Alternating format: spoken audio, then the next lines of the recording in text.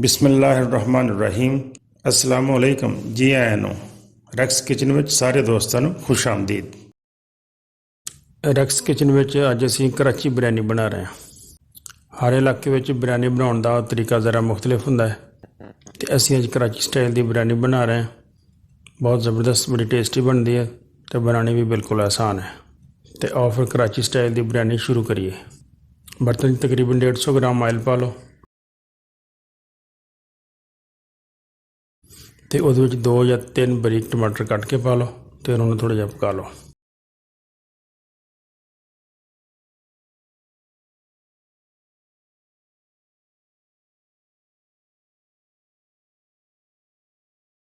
ਉਸ ਤੋਂ ਬਾਅਦ ਤਕਰੀਬਨ ਅਸੀਂ 2 ਚਮਚ ਇਹਦੇ 'ਚ ਅਦਰਕ ਲਸਣ ਦਾ ਪੇਸਟ ਪਾਵਾਂਗੇ।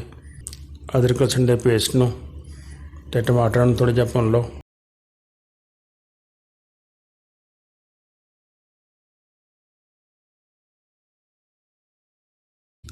ਹੁਣ ਅਸੀਂ 3-4 ਹਰੀਆਂ ਮਿਰਚਾਂ ਨੂੰ ਬਿਲਕੁਲ ਬਾਰੀਕ ਕੱਟ ਕੇ ਕਰਸ਼ ਕਰਕੇ ਉਹ ਸ਼ਾਮਲ ਕਰ ਦਿੰਦੇ ਹਾਂ।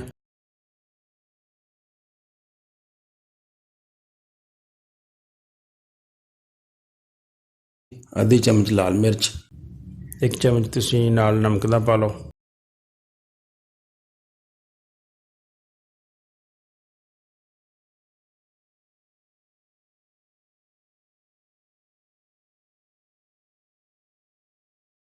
ਅਤੇ ਥੋੜ੍ਹਾ ਜਿਹਾ ਪਾਣੀ ਪਾ ਕੇ ਅਤੇ 3-4 ਮਿੰਟ ਮਸਾਲੇ ਨੂੰ ਜ਼ਰਾ ਅੱਛੀ ਤਰ੍ਹਾਂ ਪਕਾ ਲਓ। ਥੋੜ੍ਹਾ ਜਿਹਾ ਮਸਾਲਾ ਪੱਕ ਗਿਆ ਸਾਡਾ ਅਤੇ ਹੁਣ ਅਸੀਂ ਇਹਦੇ ਵਿੱਚ ਕੁਝ ਸਾਬਤ ਮਸਾਲੇ ਪਾਵਾਂਗੇ। ਸਾਬਤ ਮਸਾਲਿਆਂ ਵਿੱਚ ਅਸੀਂ 1 ਚਮਚ ਜ਼ੀਰੇ ਦਾ ਅਤੇ 1 ਚਮਚ ਕਾਲੀ ਮਿਰਚ ਦਾ, 5-6 ਛੋਟੀਆਂ ਇਲਾਚੀਆਂ ਅਤੇ 2-3 ਟੁਕੜੇ ਦਾਲਚੀਨੀ ਦੇ, 2 ਫੁੱਲ ਸਟਾਰ ਇਨਸ ਦੇ ਪਾ ਲਓ ਅਤੇ ਤਕਰੀਬਨ ਚਮਚ ਦਾ ਚੌਥਾ ਹਿੱਸਾ ਜਾਇਫਲ ਪਾਊਡਰ ਅਤੇ ਇੰਨਾ ਕੀ ਜਲਵਤਰੀ ਪਾਊਡਰ ਪਾ ਲਓ। ਇਹ ਚੀਜ਼ਾਂ ਪਾ ਕੇ ਅਤੇ ਮਸਾਲੇ ਨੂੰ ਥੋੜ੍ਹਾ ਜਿਹਾ ਹੋਰ ਭੁੰਨ ਲਓ।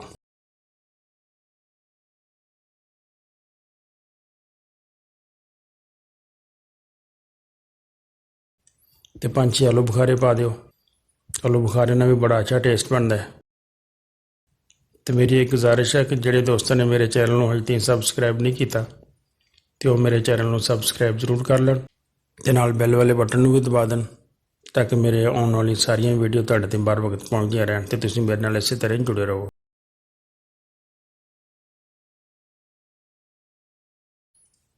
ਮਸਾਲਾ ਸਾਡਾ ਕਾਫੀ ਭੁੱਜ ਗਿਆ ਹੈ। ਹੁਣ ਅਸੀਂ ਇਹਦੇ ਵਿੱਚ 1 ਕਿਲੋ ਚਿਕਨ ਪਾ ਦਿਆਂਗੇ।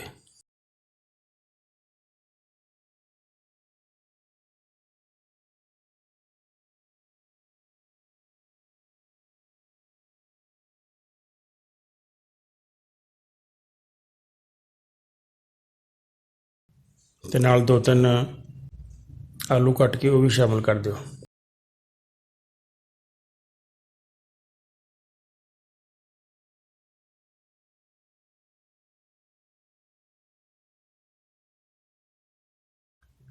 ਚਿਕਨ ਅਤੇ ਆਲੂਆਂ ਨੂੰ ਤਕਰੀਬਨ ਕੋਈ 2-3 ਮਿੰਟ ਪਕਣ ਦਿਓ।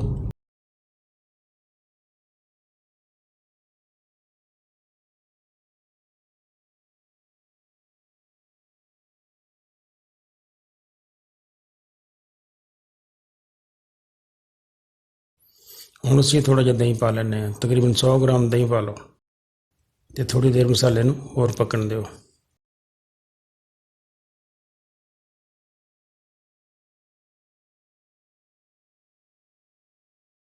ਬਿਰਿਆਨੀ ਨੂੰ ਕਲਰ ਦੇਣ ਵਾਸਤੇ ਅਸੀਂ ਥੋੜ੍ਹਾ ਜਿਹਾ ਜ਼ਰਦਾ ਰੰਗ ਸ਼ਾਮਲ ਕਰਦੇ ਹਾਂ।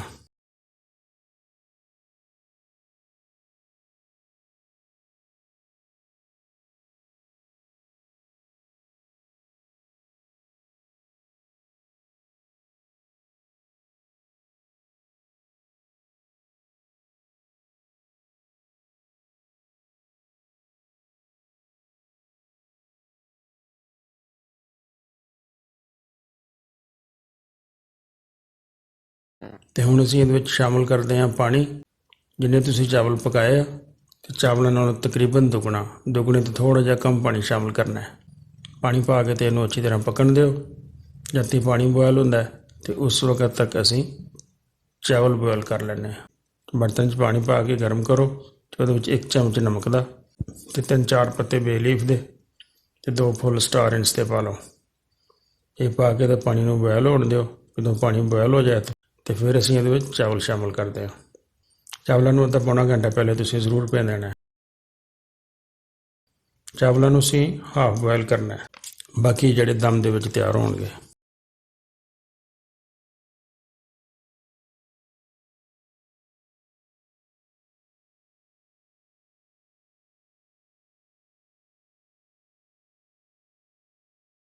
ਚੈੱਕ ਕਰ ਲੈਂਦੇ ਹਾਂ, ਚਾਵਲ ਸਾਡੇ ਤਕਰੀਬਨ ਹਾਫ ਬੋਇਲ ਹੋ ਗਏ।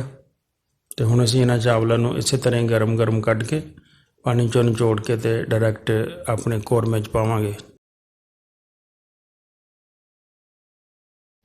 ਸਾਰੇ ਚਾਵਲ ਇਸ ਤਰ੍ਹਾਂ ਹੀ ਕੋਰਮੇ 'ਚ ਪਾ ਦਿਓ।